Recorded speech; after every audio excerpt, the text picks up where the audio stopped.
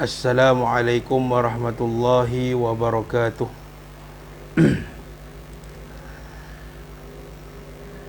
Alhamdulillahi rabbil alamin.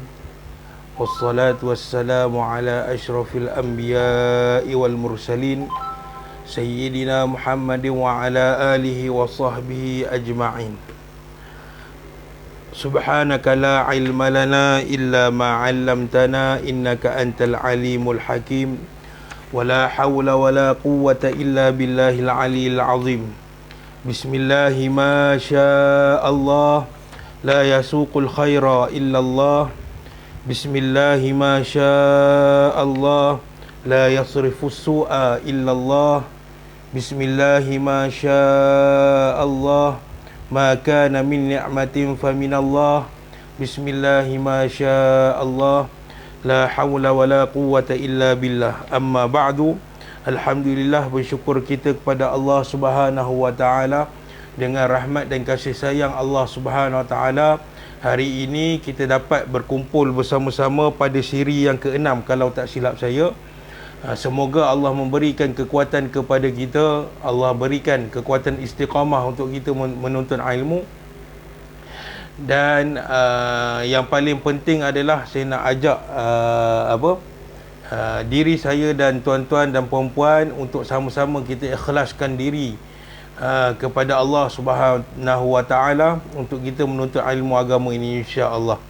Baik, maaf pada malam ni saya terlewat sedikit, ada hal sedikit, tapi dia tidak mematahkan semangat kita untuk kita menuntut ilmu pada malam ini, insya-Allah. Jadi jelas tak suara saya? Dan nampak tak paparan di skrin anda semua? Nampak tak? Kalau ada, tolong komen seorang ataupun bagi tahu seorang. Okey, baik, alhamdulillah. Terima kasih Ustaz Syafi'i. Baik. Baik, kita mulakan dengan yang pertama, kita baca sedikit untuk pemahaman kita. Baca saja, saya takkan syarah panjang. Berkenaan dengan Syama'ilul Muhammadiyah, iaitu berkenaan dengan kesempurnaan Nabi SAW daripada kitab Syama'ilul Muhammadiyah.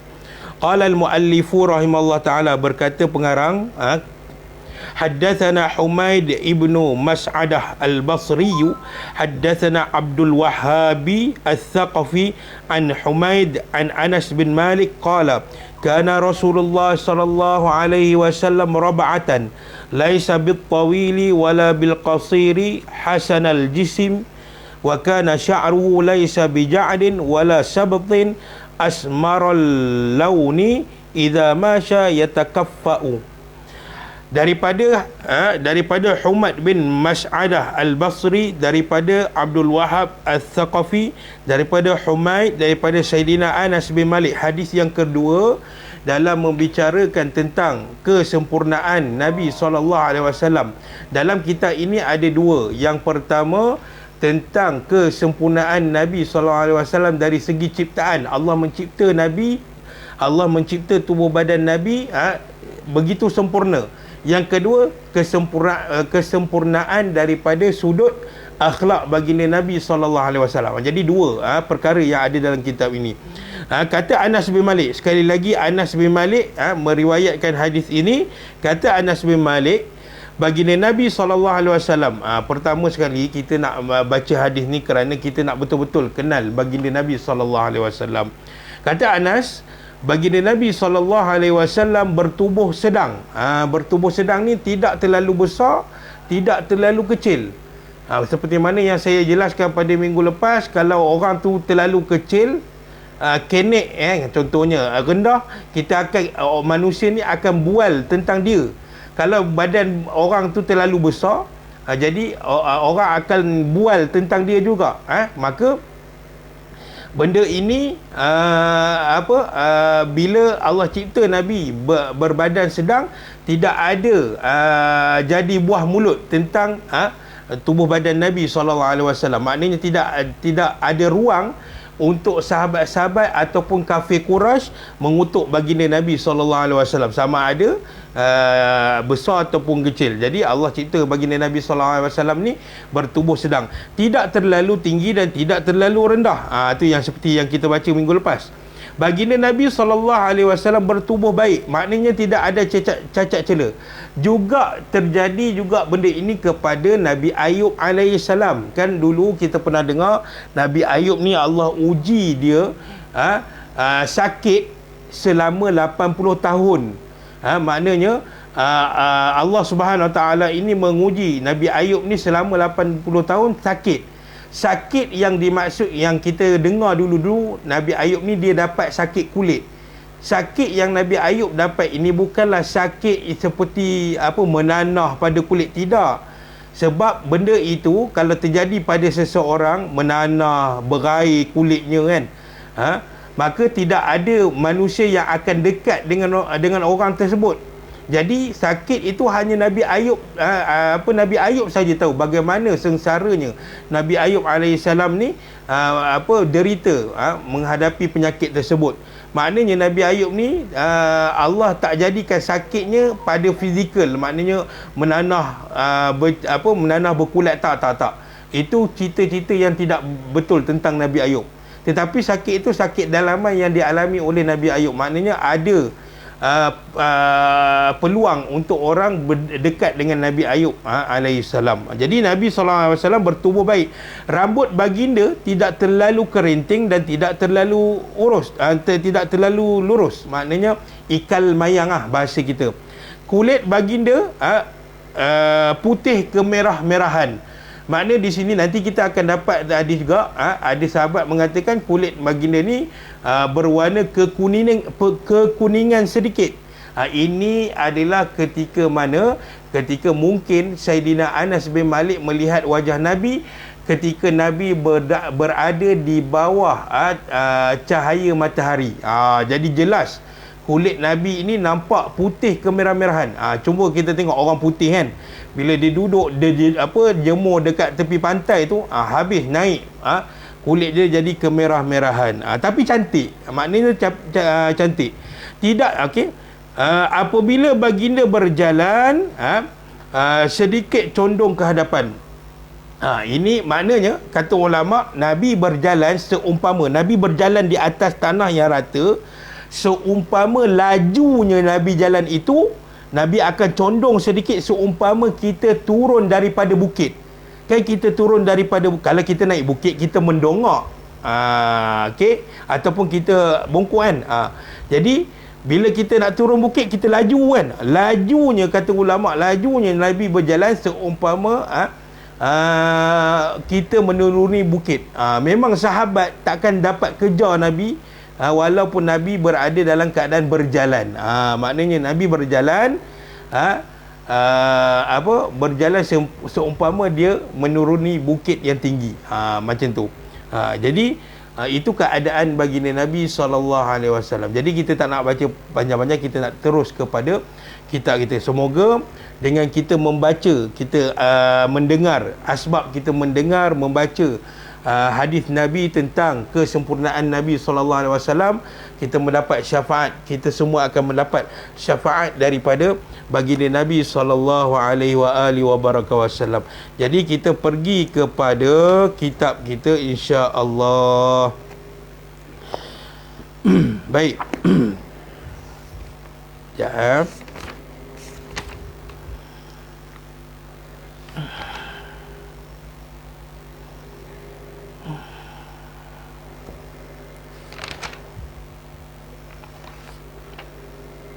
Okey, baik. Kata pengarang, qala al-muallifu rahimallahu taala, kata pengarang,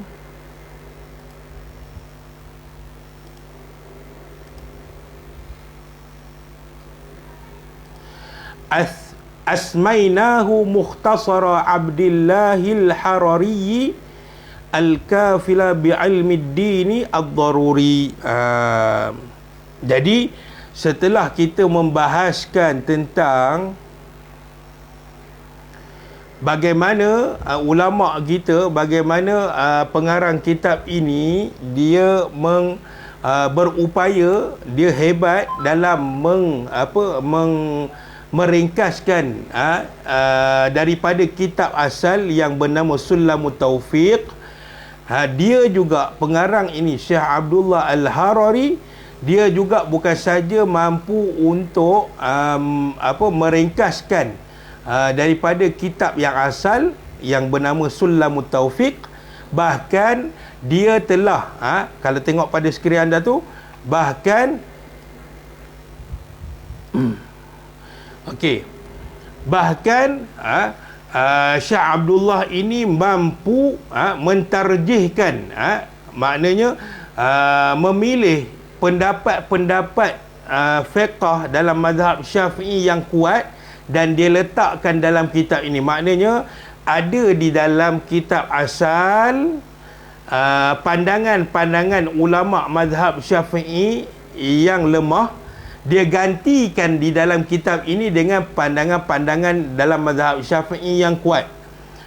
Supaya apa? Kenapa pengarang kita ini dia meletakkan pandangan-pandangan yang kuat? Maknanya dia letakkan pandangan Imam Syafi'i yang kuat di dalam kitab ini supaya kita beramal dengan amalan ataupun dengan pendapat Imam Syafi'i yang kuat-kuat.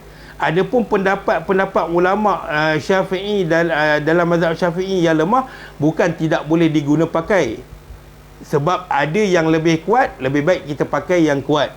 Seperti mana? Seperti yang dinyatakan oleh Imam Syekh Abdullah ini, salah seorang ulama dalam mazhab Syafi'i, iaitu Al-Bulqini. Al-Bulqini adalah anak murid kepada Imam Syafi'i sendiri. Okey. Dan pengarang kita ini memesan kepada kita supaya bersungguh-sungguh mempelajari kitab ini supaya diterima amalan kita. Dan pengarang menamakan, kami judulkan kitab ini Mukhtasar Abdillah Al-Harari. Mukhtasar Abdillah Al-Harari. Okey. Al-Kafilah bil Ilmiddin Ad-Daruri, iaitu ringkasan Abdullah Al-Harari, nama pengarang tersebut, yang memuatkan ilmu agama yang daruri. Makna ilmu agama yang daruri ini adalah ada sebahagian daripada ilmu agama yang tidak jatuh ke atasnya fardu ain. Ada ilmu agama yang tidak jatuh ke atas kita ini fardu ain. Maknanya kita tak perlu buat. Sebab apa? Ada orang lain yang buat. Contohnya fardu kifayah. Pengurusan jenazah, contoh. Pengurusan jenazah adalah fardu kifayah. Maka dia fardu juga, wajib juga, tetapi dia fardu kifayah. Tidak jatuh atas kita ini sekiranya ada orang yang telah melakukan. Maknanya kita terlepas daripada tanggungjawab ataupun kewajipan untuk melaksanakan pengurusan jenazah. Di situ, itu maknanya. Tapi yang dimuatkan di dalam kitab ini adalah apa dia? Perkara-perkara dalam agama yang daruri, yang jatuh ke atas urusan agama yang fardu ain.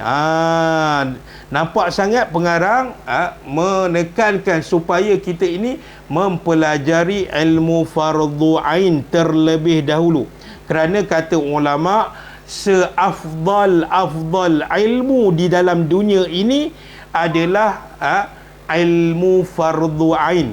Maknanya ilmu fardu ain ni adalah kelebihan ataupun paling afdal dalam banyak-banyak ilmu.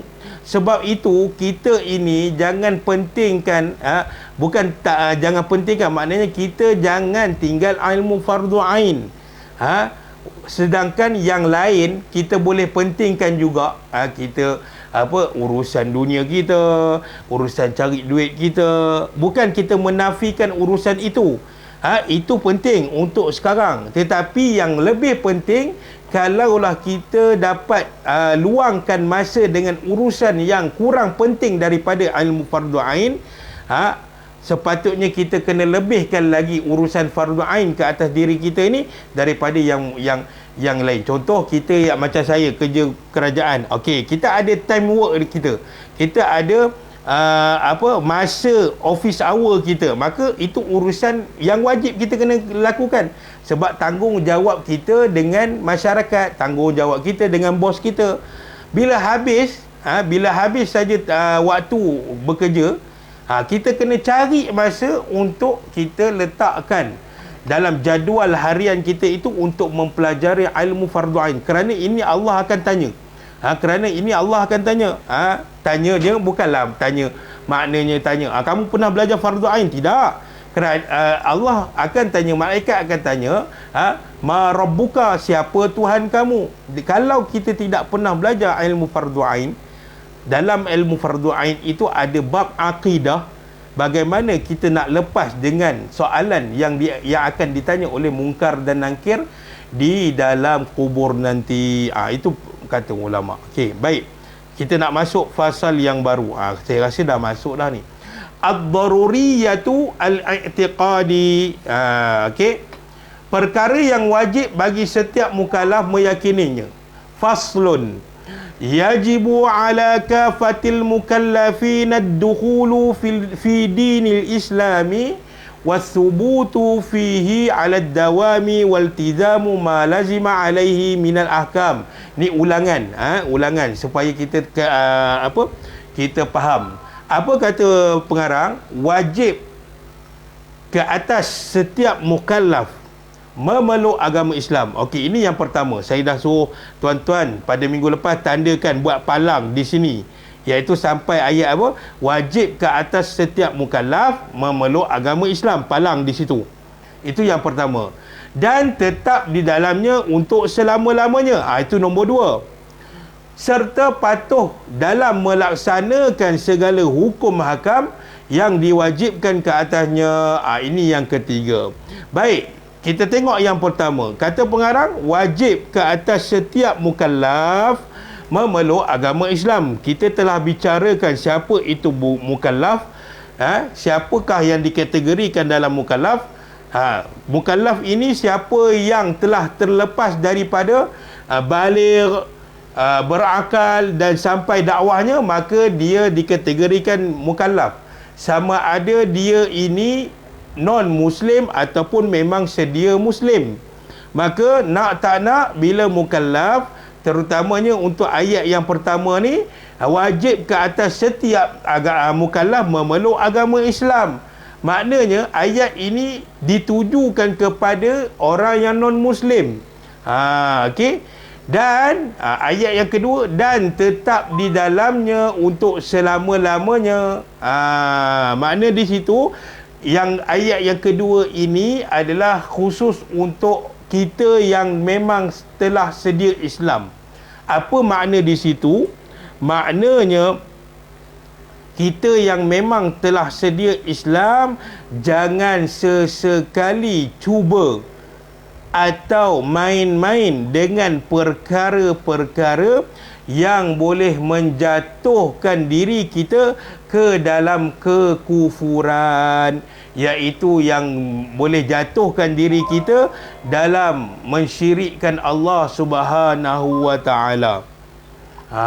Maknanya kita juga diwajibkan ke atas kita sebagai sedia Islam, wajib ke atas kita macam mana? Jaga kalimah la ilaha illallah Muhammadur Rasulullah di dalam diri kita, supaya kita ini bila faham kalimah la ilaha illallah Muhammadur Rasulullah, kita tidak akan buat perkara-perkara yang boleh menyebabkan kita ini jatuh ke dalam kekufuran kepada Allah Subhanahu wa taala. Sebab itu ilmu akidah ini jatuh dalam ilmu fardu ain. Okey. Sebab apa? Sebab kita nak kenal Allah. Kita nak belajar satu ilmu untuk mengenal Allah, satu. Ilmu akidah ini dia mengajar kita tentang bagaimana kita nak tangkis, bagaimana kita nak halang diri kita supaya tidak terjebak ataupun supaya tidak buat perkara-perkara yang boleh menyebabkan diri kita ini jatuh ke dalam kesyirikan, jatuh ke dalam kekufuran, jatuh ke dalam murtad. Itu pentingnya ilmu akidah. Hari ini kadang-kadang kita jadi isu politik pula, kan? Ataupun kita dalam negara ni kita buat remeh saja. Ada orang murtad, ada orang hina Nabi, ada orang hina keluarga Nabi, kita ambil tak endah je.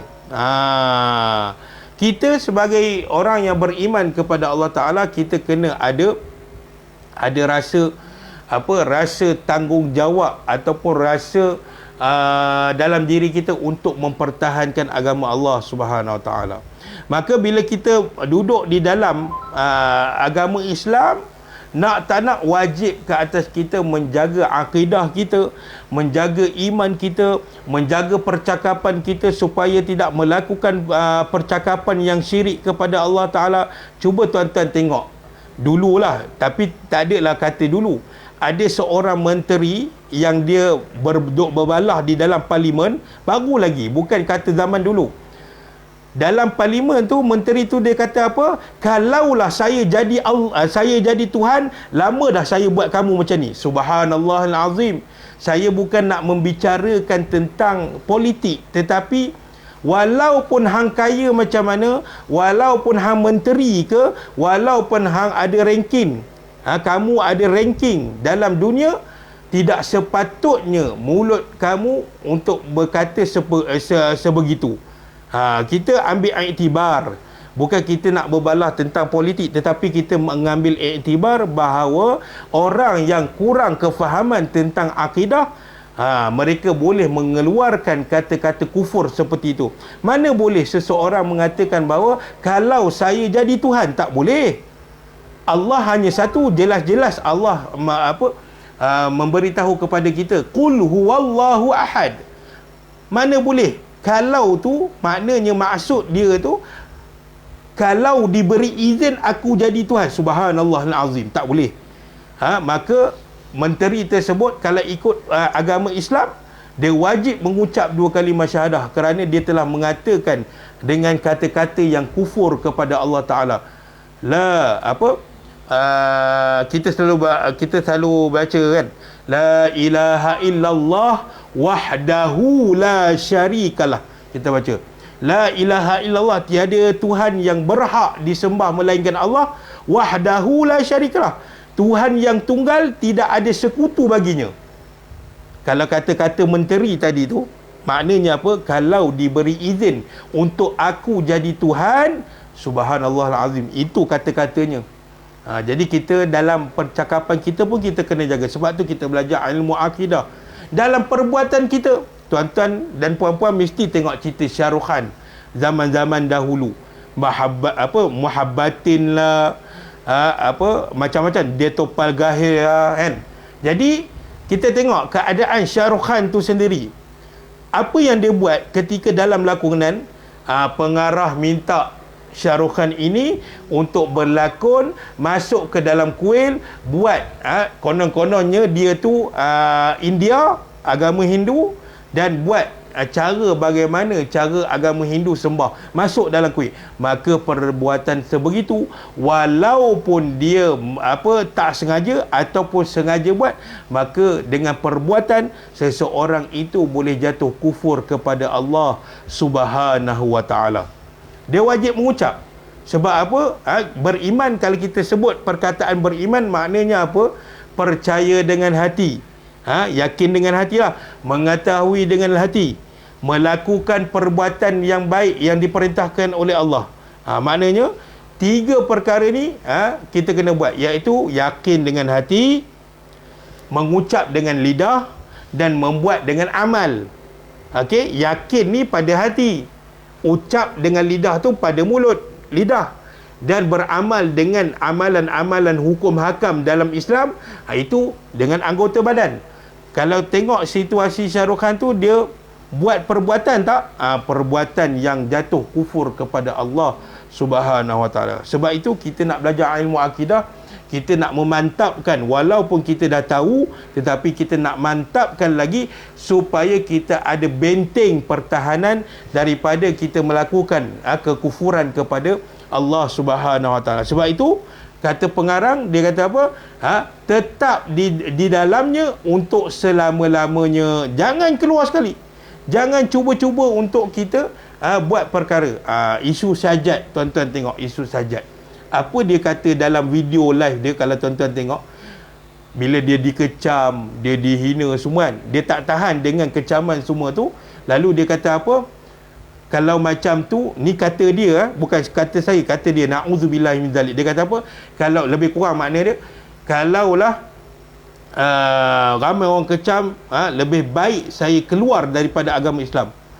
Untuk seseorang itu jatuh murtad kepada Allah Subhanahu wa taala, bukti jelas ramai orang tengok videonya, bukan tunggu dia tahun depan, minggu depan, esok ataupun bulan depan baru dia jatuh kufur. Tak. Lepas saja dia cakap begitu, kufur.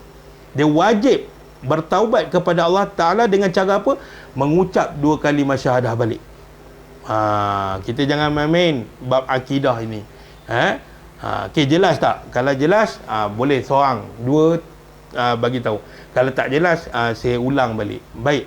Dan bahagian yang ketiga adalah melaksanakan segala hukum hakam yang wajib ke atasnya. Maka apa yang diperintahkan oleh Allah Ta'ala wajib kita lakukan. Barulah kita ini dapat gelaran iman yang sempurna. Ada orang dia mengaku beriman kepada Allah Ta'ala, tetapi dari segi hukum hakam dia tak beramal, tak pernah solat, tak pernah puasa. Maka dia punya keimanan itu tidak sempurna. Bahkan takut-takut dia melakukan syirik kepada Allah Subhanahu wa taala. Ada satu kes yang saya dengar dan dapat maklumat ni yang sahih lah, yang boleh dipercayai. Ketika mana satu jabatan agama Islam ini dia nak pergi tangkap seseorang ni, dia jabatan agama ini dapat aduan daripada ibunya sendiri, ibu pelaku tu sendiri. Ibu dia telefon jabatan agama, anak dia sekian-sekian dah lain macam semua ni. Jadi pihak jabatan agama bila dapat aduan, dia pergi ke tempat anak dia bekerja. Lalu mak dia mengadu. Kerana apa? Kerana mak dia pernah lihat dia ni minum arak. Jadi mak dia pun ragu-ragulah bagaimana keadaan dia sekarang. Jadi telefon jabatan agama untuk nak kepastian sebenarnya. Jadi bila mana jabatan agama pergi ke tempat kerja anak dia ni dan dapat tangkap, subhanallahil azim, apa yang terjadi, dia memang peminum arak, peminum arak yang tegar di khalayak ramai. Jadi dia nak hindar daripada ditangkap oleh jabatan agama sendiri. Apa dia buat? Yang pertama, perbuatan dia buat apa? Dia kikis nama Islam di dalam IC dia tu. Yang pertama. Perbuatan itu kalau sahih, dari segi dia melakukan perbuatan tu memang niat dia tak nak gelar diri dia Islam, maka kufur. Walaupun perbuatan itu dia bukanlah dia nyata di mulut, tetapi dengan perbuatan dia itu, dan dia yakin pula perbuatan dia itu supaya tak nak ditangkap oleh jabatan agama. Dia yakin macam mana? Bila aku tunjuk IC ni, aku yakin diri aku ni dah terkeluar daripada Islam sebab aku kikis nama Islam daripada IC, maka tak tunggu perbicaraan dah. Dari segi Islam, maka dia kufur kepada Allah SWT. Dia dah murtad. Jangan main-main tuan. Kerana apa? Dia nak minum arak punya pasal, dia langgar hukum agama. Jadi dia tak nak ditangkap oleh jabatan agama kerana minum arak, maka dia kikis dalam IC dia agama Islam. Maka bila dia tunjuk IC pada jabatan agama, dia kata, dia tunjuk, tengok Islam mana ada dalam IC saya. Maknanya di situ pengakuan dia dari segi perbuatan bahawa dia tak nak masuk agama Islam. Kerana apa? Kerana dia nak minum arak punya pasal. Subhanallahal azim. Ini perkara yang sangat-sangat kita kena jaga. Ataupun seseorang itu dia tahu solat itu adalah wajib, tetapi dia bila kita ajak dia solat, dia kata apa? Aku tak nak solat. Dia cakap macam tu dengan niat dia menghina kewajipan solat, dengan niat dia kata apa? Solat ni bukan wajib. Hari ni ramai tak tuan-tuan kita tengok ramai dengan apa Islam liberalnya memperjuangkan hak asasi manusia. Itu bukan hak asasi manusia. Itu telah melanggar hukum Allah. Boleh kata pula biarlah orang Islam yang nak minum arak, itu hak dia, itu bukan hak dia. Hak dia ke atas kewajipan agama adalah tidak minum arak. Jadi itu bukan memperjuangkan hak asasi manusia. Jadi kita yang memang sedia Islam wajib bukan saja menjaga iman kita, tetapi wajib juga melaksanakan hukum hakam yang telah digariskan oleh Allah Subhanahu wa taala. Supaya apa? Allah tidak mengambil manfaat daripada hamba-Nya. Makna Allah tidak mengambil manfaat daripada hamba-Nya apa? Kalaulah di dalam dunia ini tidak ada orang beribadah kepada Allah Ta'ala pun, Allah tetap kekal dengan kekuasaannya, Allah tetap kekal dengan keagungannya. Tetapi Allah bagi ibadah ini kepada manusia supaya Allah nak jadikan kita semua ini di kalangan orang yang bertakwa kepada Allah Subhanahu wa taala. Apa makna takwa? Tuan-tuan boleh tengok dekat skrin tuan-tuan tu yang saya conteng. Ni. Apa makna takwa? Iaitu adail wajibat wajtinabil muhramat. Iaitu apa dia? Melakukan kewajipan dan menjauhkan diri daripada melakukan perkara-perkara haram. Subhanallah azim. Baik, kita sambung ke bawah lagi. Sikit lagi tuan-tuan. Kata pengarang. Ada yang tak jelas tak? Ini sebagai ulangan. Kita ulang tak apa. Kalau saya belajar dengan guru saya, tiap-tiap hari dia akan sebut Allah ini tidak sama dengan makhluk. Kejap lagi besok masuk kelas dia sebut lagi Allah ini tak sama dengan makhluk. Pengulangan guru kita terhadap perkataan itu supaya apa? Supaya kita ni hadam sungguh-sungguh bahawa Allah ini tidak sama dengan makhluk. Kita kena hadam sungguh-sungguh. Okey? Baik. Kita pergi ke ni. Kalau jelas, bagi tahu jelas. Kalau tak jelas, bagi tahu juga. Baik. Kata pengarang, famimma yajibu ilmuhu wa i'tiqaduhu mutlaqan wan nutqu bihi fil hali inna kana kafiran wa illa fa fis salati asy-syahadatani. Kata pengarang, maka dua kalimah syahadah ini merupakan di antara perkara yang wajib diketahui. Tuan-tuan jangan pandai lafaz saja, jangan pandai baca saja dalam solat.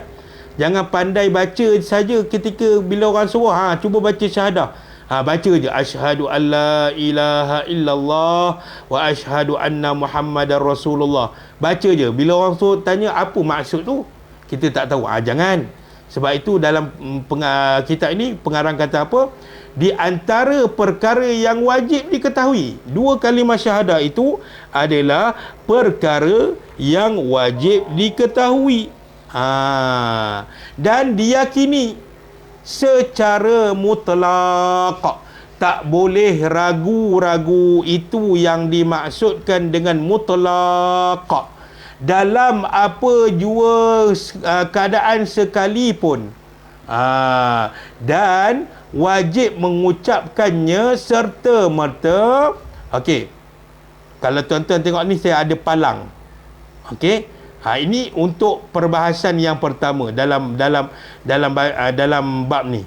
Okey, yang kedua baru dia masuk, dan wajib mengucapkan serta-merta sekiranya seseorang itu adalah kafir.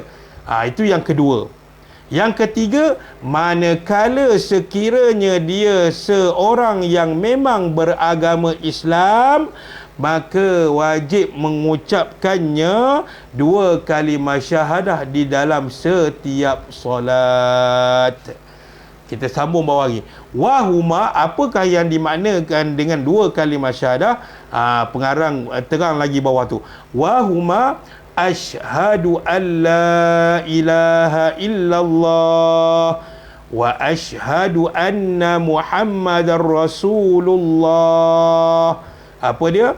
2 kalimah syahadah tersebut adalah, maaflah tuan-tuan, kitab saya ni coreng banyak kan. Maaflah. Iaitu, aku bersaksi bahawa tiada yang layak. Layak ni tuan-tuan yang ada buku yang dah print, tuan-tuan boleh gantikan juga perkataan layak ini dengan berhak. Dia ada 2 perkataan. Iaitu, aku bersaksi bahawa tiada yang layak ataupun tiada yang berhak disembah. Wajib letak wajib letak layak ataupun berhak disembah melainkan Allah. Dan aku bersaksi bahawa Nabi Muhammad itu pesuruh Allah. Okey, kita balik pada yang pertama ni. Maka 2 kalimah syahadah ini merupakan di antara perkara yang wajib diketahui. Kenapa wajib diketahui dan makna syahadah tersebut? Kerana kata ulama, inna awwalu yajibu 'alal insan ma'rifatullah.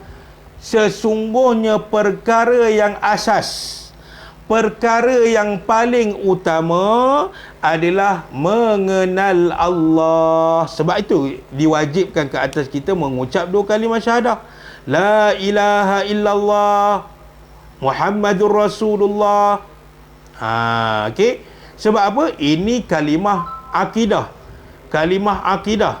Kalimah yang wajib kita ketahui bahawa setiap orang yang digelar mukallaf wajib mengenal Tuhan yang layak disembah, iaitu Allah Subhanahu Wa Taala.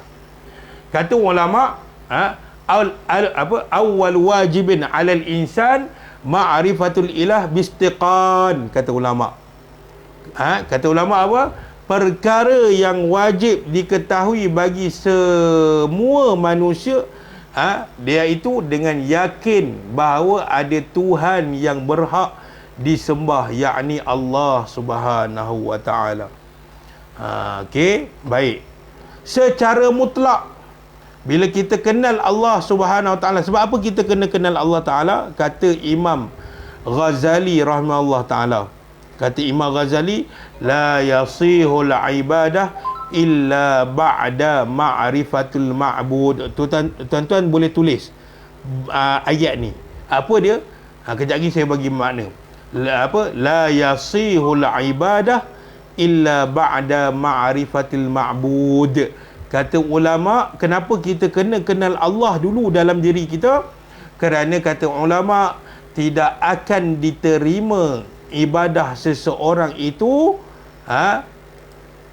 apa macam ni, tidak akan diterima ibadah seseorang itu melainkan setelah dia mengenal Allah. Sia-sia je ibadah seseorang kalau dia buat solat, tetapi bila kita tanya siapa Tuhan kamu, tak tahu. Ya, aku dengar Tuhan ada 3, macam Kristian bagi tahu, na'udzubillahi min zalik. Dia tidak kenal Allah, maka ibadah yang dilakukan, solat yang dilakukan itu tidak akan diterima. Sama macam orang kafir. Sama macam orang kafir. Seseorang itu dia solat, tetapi dalam benda yang sama dia melakukan perkara yang syirik kepada Allah Ta'ala. Macam kaum munafik. Munafik zaman dahulu. Mereka ni zaman Rasulullah, mereka solat di belakang Nabi, buat solat juga, tapi dalam masa yang sama mereka hina agama Islam, mereka dengki dengan agama Islam. Maka Nabi Nabi diwahyukan oleh Allah Subhanahu Taala tidak boleh menyolatkan jenazah mereka. Ini isyarat bahawa kita kena jaga sungguh-sungguh ibadah kita dengan cara apa? Kita kena kenal Allah Subhanahu Wa Taala secara mutlak, seperti mana pengarang kata, tak boleh ragu-ragu. Ragu-ragu ni macam mana? Bila datang seseorang, kita tanya kepada dia, datang seseorang, dia tanya kepada kita, Farid, Allah ni wujud ke? Kita kata wujud. Allah bersifat dengan sifat wujud. Mana boleh Tuhan itu dia tidak ada sifat wujud? Mustahil bagi Allah Ta'ala. Lepas tu dia kata, kalau wujud maknanya ada, mesti kena ada depan mata. Sekarang ni kita tak nampak, mana boleh kata dia ada? Jatuh ragu-ragu ke atasnya, maka dia wajib mengucap 2 kali masyhadah sebagai tanda dia bertaubat kepada Allah Ta'ala kalau dia nak agama Islam. Tapi kalau dia kekal dengan pahaman dia macam tu, dia kekal yakin bahawa benda yang wujud ini pasti kena ada di depan mata, maka kufur dia kepada Allah Subhanahu Wa Ta'ala. Tidak disyaratkan benda yang wujud ini perlu nampak di depan mata. Tu tuan-tuan kena ingat. Sekali lagi saya ulang, tidak disyaratkan benda yang wujud itu berada di depan mata. Contoh, tuan-tuan nampak tak cahaya? Tuan-tuan nampak tak fizikal cahaya tu macam mana? Tuan-tuan tak nampak. Tetapi tuan-tuan yakin tak cahaya ada dalam rumah tuan-tuan? Yakin. Sebab apa? Sebab tuan-tuan boleh berjalan dengan elok, naik tangga tingkat atas elok, tak jatuh. Sebab apa? Cahaya ni menerangi kegelapan. Jadi tuan-tuan yakin bahawa cahaya itu ada. Tapi tuan-tuan nampak tak fizikal badan cahaya tu sendiri? Tak nampak. Maka kita tak boleh katakan syarat benda itu ada kena mesti ada depan mata. Tak boleh. Sebab itu kita kena yakin Allah wujud ni bagaimana? Allah wujud dengan adanya kita ini di dunia. Allah wujud dengan adanya makhluk-makhluk ciptaan Allah Ta'ala. Sebab apa? Mustahil bagi makhluk-makhluk ini hidup dengan sendiri tanpa ada pembuat dia, tanpa ada penciptanya. Kita hidup ni pasti ada yang mencipta kita. Pasti ada yang menggerakkan jantung kita. Pasti ada yang menggerakkan darah kita. Iaitu Tuhan yang Maha Kuasa berkehendak ke atas kita. Kita faham di situ. Maka tak boleh ragu-ragu. Kena yakin sepenuhnya. Bila kita belajar tentang wujudnya Allah Ta'ala, maka kita yakin Allah ni wujud. Tak boleh kata ragu-ragu macam kita bagi contoh tadi. Ataupun dia, bila kita yakin Allah ni ada dan kita yakin sifat-sifat kemuliaan Allah Ta'ala, kita tak boleh samakan sifat-sifat Allah itu dengan makhluk. Contoh, kita akan sampai benda ni, tapi kita nak bagi contoh yang mudah. Contoh, kita belajar dalam sifat 20 Allah Ta'ala. Allah ini bersifat dengan sifat apa? Sifat mendengar, sifat melihat. Adakah sifat mendengar Allah itu sama dengan sifat mendengar manusia? Tidak. Manusia ini kalau tak ada 2 biji mata, maka manusia tidak akan melihat. Ada juga tu yang mana ada dua biji mata, tapi Allah tidak izinkan dia melihat. Sedangkan Allah Subhanahu Wa Ta'ala melihat tanpa menggunakan alat. Manusia ada alat tak untuk melihat? Ada, iaitu mata. Jadi manusia berhajat kepada mata, iaitu alat untuk melihat. Allah tidak berhajat dengan apa-apa pun. Jadi kita tak boleh bayangkan Allah Subhanahu Taala ini dengan akal fikiran. Bila kita sebut Allah Ta'ala, Allah macam ni. Contoh, kita panggil seorang yang buta, kita nak kenalkan dia ni motosikal. Dia tak pernah seumur hidup dia tak pernah kenal motosikal tu macam mana. Jadi kita bawa dia, kita bagi dia rasa, kita terang kat dia, pakcik, motosikal ni, ini pemegang dia. Kemudian ini tempat duduk, dia boleh muat 2 orang. Lepas tu dia bergerak atas 2 tayar. Jadi pakcik tu dah dapat bayangkan. Bila kita tanya lagi sekali esok harinya, pakcik kena tahu tak motor macam mana? Tahu. Sebab apa? Dia boleh bayangkan dalam akal fikiran dia. Tetapi untuk kenal Allah Subhanahu Wa Taala, kita tak boleh main bayang saja. Sebab itu golongan-golongan sesat, mereka kenal Allah dengan cara membayangkan Allah ni bagaimana. Sebab itu keluar dalam mulut mereka ini, mereka katakan Allah berada di atas langit, Allah ada tangan, Allah ada telinga, Allah ada muka. Sedangkan kita untuk kenal Allah SWT, kita tak boleh bayangkan Allah ni berjisim, berfizikal, tak boleh. Adapun yang kita fikirkan itu adalah itu semua makhluk Allah. Okey, macam orang nak bina, engineer nak bina bangunan, mesti dia ada panggil 2-3 orang lagi engineer. Mereka fikir bagaimana nak buat bangunan yang cantik. Jadi mereka bayangkan akan fikiran mereka dan mereka terjemahkan di atas kertas dengan cara lukisan. Sedangkan Allah kita tak boleh buat begitu. Kata ulama, mahma tasawwarta bibalik fallahu la yushbihu dhalik. Apa kata ulama ini?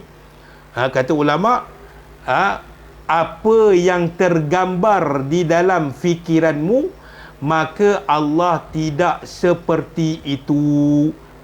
Okey, tuan-tuan, ikut saya. Tak payah unmute. Ikut di rumah masing-masing. Okey, ikut saya. Apa yang tergambar di fikiranmu, Allah tidak seperti itu. Lagi sekali, apa yang tergambar di dalam fikiranmu, maka Allah tidak seperti itu.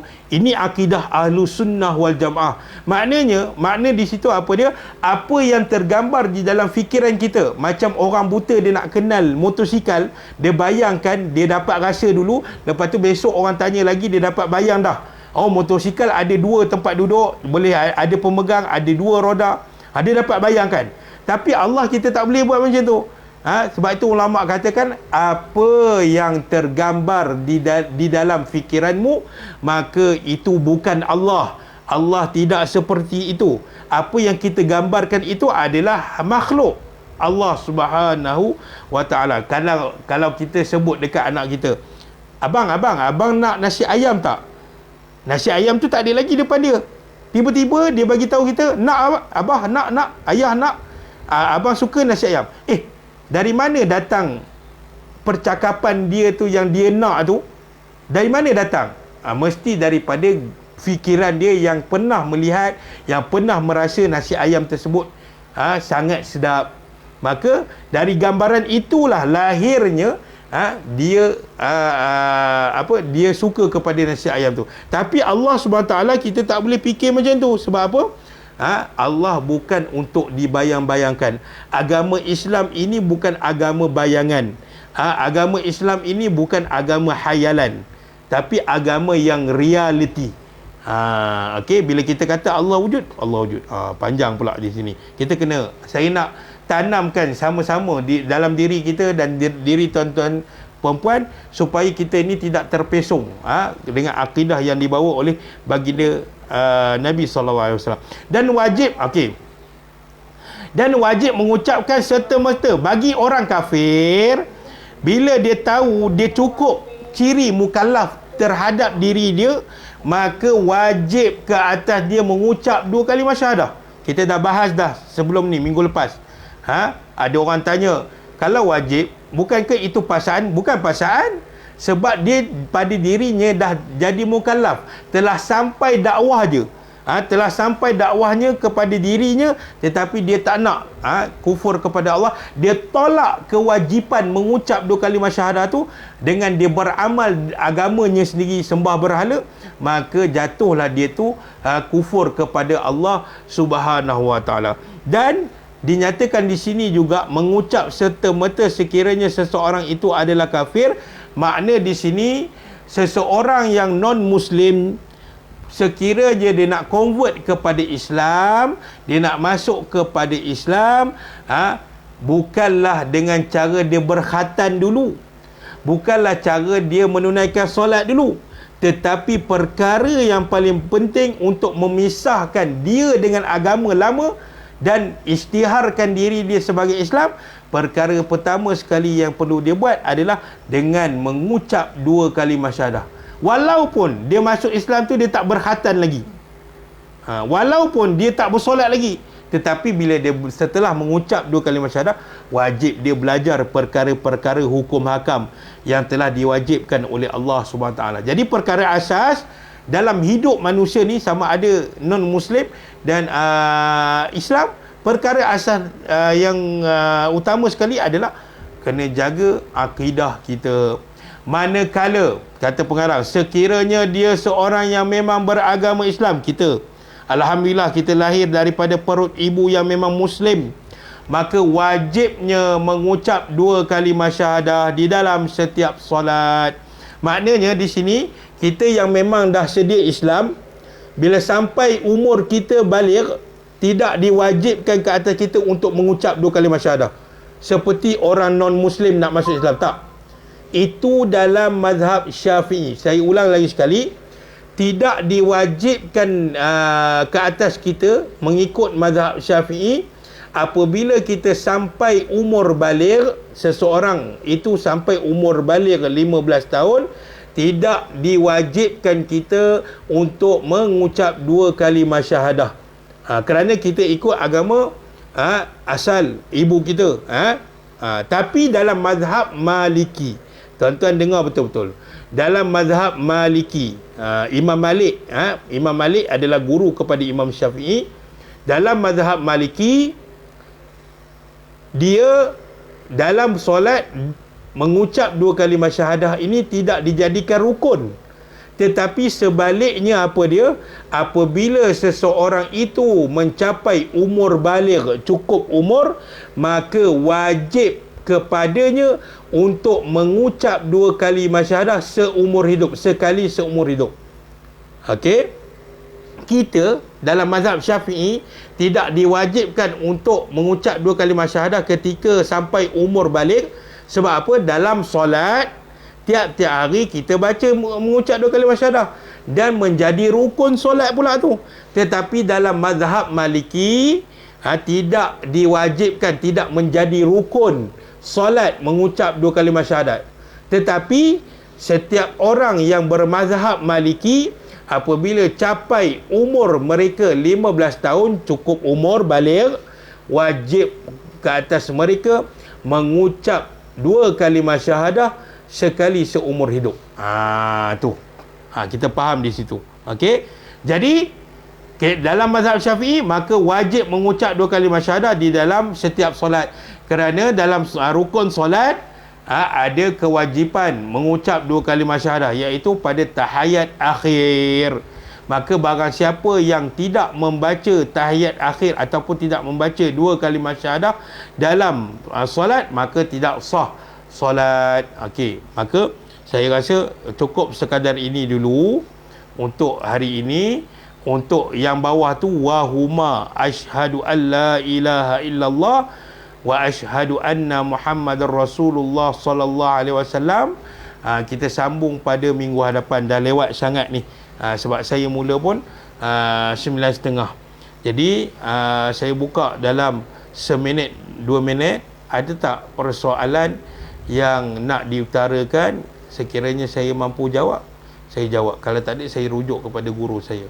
Saya buka dalam 1 minit 2 lah. Ada tak soalan tentang hari ini? Boleh tulis, boleh buka mic tu lah. Ada tak soalan? Ini perkara yang wajib kita pelajari lah. Nanti saya akan bagi tahu makna yang terdapat di dalam syahadah. Makna yang terdapat di dalam syahadah tu. Makna yang tersirat ke tersurat, itulah dalam syahadah itu. Ada tak soalan? Hari ini kita 23 orang. Okey, ada tak soalan? Okey, semua jelas? Semua jelas? Macam tak ada soalan lah ini. Okey. Okey, kalau tak ada soalan, insya-Allah. Okey, alhamdulillah. Terima kasih Nur Fikri. Okey. Kalau tak ada soalan, jap kita nak ambil gambar jap.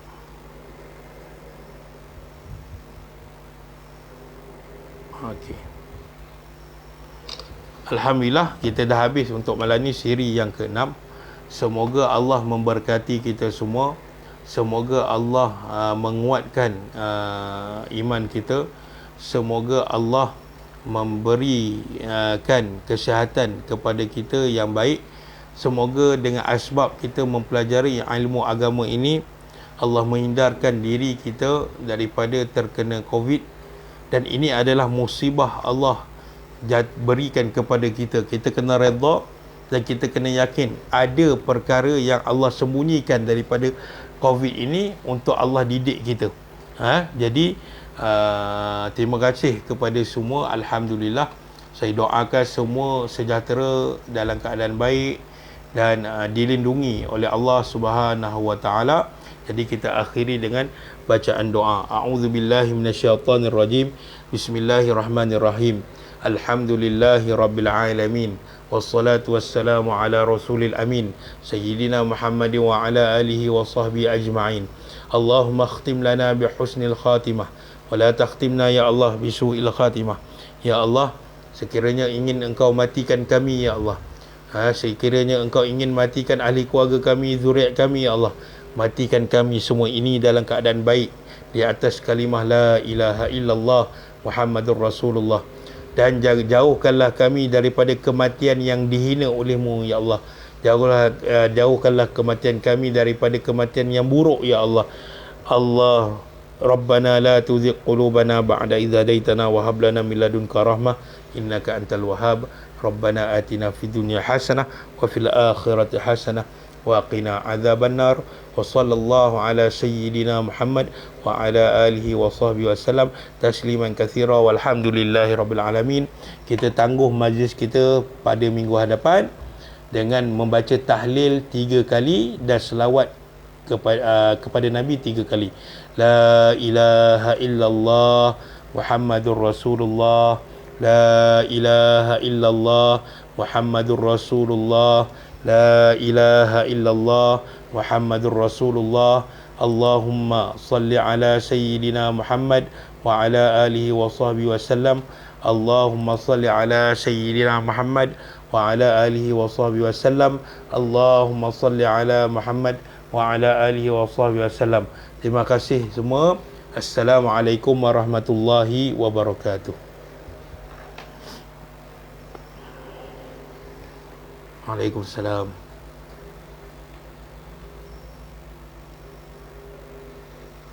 Terima kasih semua.